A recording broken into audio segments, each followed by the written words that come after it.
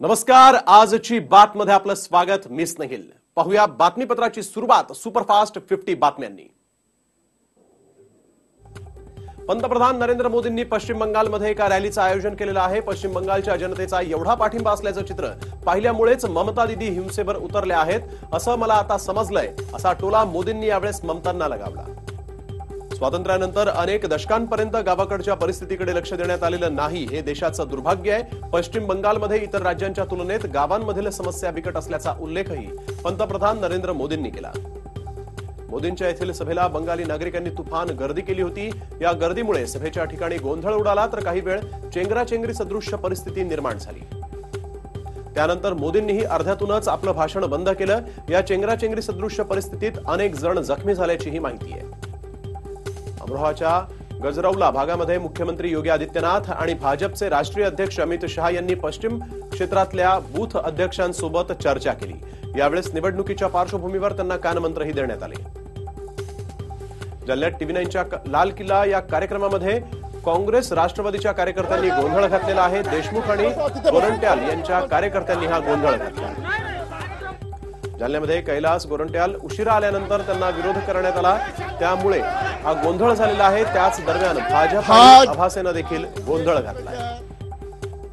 बिहारच्या पटनामध्ये नेते उपेंद्र कुशवाहा यांच्यावर पोलिसांनी लाठीचार्ज केल्यानं ते जखमी झाले. तसंच त्यांच्या डोक्यावर, पाठीवर आणि हातावरही जखमा झाल्या आहेत. पटनाच्या डाकबंगला चौकावर कुशवाहा आंदोलन करत असताना पोलिसांनी हा लाठीचार्ज केला. यात अनेक नेते आणि कार्यकर्ते जखमी झाले. रामजी म्हणतात की निवडणुका जवळ आलेल्या आहेत, भाजप आठवण काढते, असा टोला आरजेडीचे नेते तेजस्वी यादव यांनी भाजपला लगावला. हरियाणातील पतौंडी गावात आयोजित सभेमध्ये ते बोलत होते. काँग्रेस नेत्या प्रियंका गांधी यांचे पती रॉबर्ट वाड्रा यांनी मनी लॉन्ड्रिंग प्रकरणी दिल्लीच्या पतियाळा हाऊस कोर्टानं दिलासा दिलेला आहे. कोर्टानं त्यांच्या अटकेला 16 फेब्रुवारीपर्यंत स्थगिती दिली आहे. कर्नाटकमध्ये ऐतिहासिक समजल्या जाणाऱ्या हंपी शहराची दुर्दशा झाली आहे. त्याविरोधात नागरिकांनी आंदोलन केलं. वैश्य समाजाच्या वतीनं हे आंदोलन करण्यात आलं. चेन्नई आंतरराष्ट्रीय एअरपोर्टवर 1 महिन्याचा बिबट्याचं पिल्लू जे आहे ते हस्तगत करण्यात आलेलं आहे. एका प्रवाशाच्या बॅगेतून हे पिल्लू हस्तगत करण्यात आलं असून त्याची रवानगी आता प्राणी संग्रहालयात करण्यात आली आहे. दिल्लीच्या MCR मध्ये 6.4 रिश्टर स्केलच्या तीव्रतेच्या भूकंपाचे धक्के बसलेले आहेत. हिंदकुश पर्वत भागामध्ये या भूकंपाचं केंद्र असल्याचं समजतंय. बिहारच्या सिवान भागात माजी खासदार शहाबुद्दीन यांचा भाचा मोहम्मद युसुफ याची शुक्रवारी रात्री गोळ्या घालून हत्या करण्यात आली. ही घटना दक्षिण टोला परिसरात घडली असून यामुळे तणाव निर्माण झाला. दिल्ली केंद्रीय मंत्री स्मृती इराणी, हरसिमरत बादल कौर आणि सुप्रिया सुळेंनी दिल्लीमध्ये फुगडी घातलेली आहे. हरसिमरत बादल कौर यांनी हा व्हिडिओ ट्विटही केलाय. हिमाचल प्रदेशमधील कुलूच्या मलाना या भागामध्ये जोरदार बर्फवृष्टी झालेली असून अनेक ठिकाणी दैनंदिन व्यवहार ठप्प झालेले आहेत, तर वाहतूक देखील धीम्या गतीनं सुरू आहे. शिमल्यात जोरदार बर्फवृष्टी झाल्यामुळे अनेक ठिकाणी जनजीवन पूर्णपणे ठप्प झालंय. शिमल्याच्या टिक्कार या भागामध्ये वाहतूकही विस्कळीत झाली असून अनेक महामार्ग बंद करण्यात आलेत. हिमाचल प्रदेशमध्ये बर्फवृष्टीमुळे 527 रस्ते बंद झाल्यानं अनेक व्यवहार ठप्प झाले आहेत. गेल्या 24 तासात 60 सेंटीमीटर बर्फवृष्टी झाली असून हिमकडा कोसळण्याची शक्यता वर्तवण्यात येते आहे. अमेरिकेत मोठ्या प्रमाणात बर्फवृष्टी होत आहे आणि त्यामुळे अमेरिकेच्या तापमानात कमालीची घट नोंदवली जाते. दरम्यान या बर्फवृष्टीमुळे अमेरिकेची वाहतूक सुविधा पूर्णपणे ठप्प झाली आहे. डॉक्टर आनंद तेलतुंबडे यांची अटक पुणे सत्र न्यायालयानं बेकायदेशीर ठरवलेली आहे. ही अटक बेकायदेशीर असून तेलतुंबडे यांना तातडीनं सोडा असे आदेश कोर्टानं पुणे पोलिसांना दिले. बेकायदेशीर अटकेमुळे डॉक्टर आनंद तेलतुंबडेंना सोडा असे आदेश देत पुणे न्यायालयानं पुणे पोलिसांनाही चांगलाच दणका दिलाय. पुणे पोलिसांनी फसवलं असल्याचा आरोप डॉक्टर तेलतुंबडे यांनी केलेला आहे. तसंच हा सगळा फेक एपिसोड असून आंतरराष्ट्रीय स्तरावरही याबाबत नाचक्की झाल्याचं तेलतुंबडे यांनी म्हटलंय. ज्येष्ठ समाजसेवक अण्णा हजारे यांनी उपोषणाच्या 4थ्या दिवशी पुन्हा एकदा मोदींवर निशाणा साधला. आपल्या जीवाला बरवाईट झाल्यास जनता पंतप्रधान मोदींनाच जबाबदार धरेल असं वक्तव्य अण्णांनी केलं. सलग 4थ्या दिवशी सुरू असलेल्या अण्णांच्या उपोषणामुळे त्यांचं 3 किलो वजन घटलंय. मात्र सरकारमधील कोणीही या ठिकाणी फिरकलेलं नाहीये. अहमदनगरमध्ये अण्णांच्या समर्थनार्थ राळेगण सिद्धीच्या गावकऱ्यांनी सरकारच्या निषेधार्थ मूक मोर्चा काढला. सरकारला जाग यावी यासाठी दररोज वेगवेगळ्या प्रकारचं आंदोलन गावकरी करतायत. या मोर्चात मोठ्यांपासून लहानग्यांपर्यंत सगळ्यांनीच सहभाग घेतला. तर याच्या पुढे आंदोलन आणखीन तीव्र करू असा इशारा या ग्रामस्थांनी दिला. स्मार्ट सिटीसाठी 3,000 कोटी खर्च होणार असून यात रस्ते, पाण्यासह अन्य सुविधा असणार आहेत. तसंच स्मार्ट ट्रान्सपोर्ट आणि त्यासाठी स्मार्ट पार्किंगची व्यवस्था असणार आहे, असं नितीन गडकरी यांनी अखेर सांगितलंय. अमृत योजनेच्या भूमिपूजनाच्या वेळेस नितीन गडकरी बोलत होते.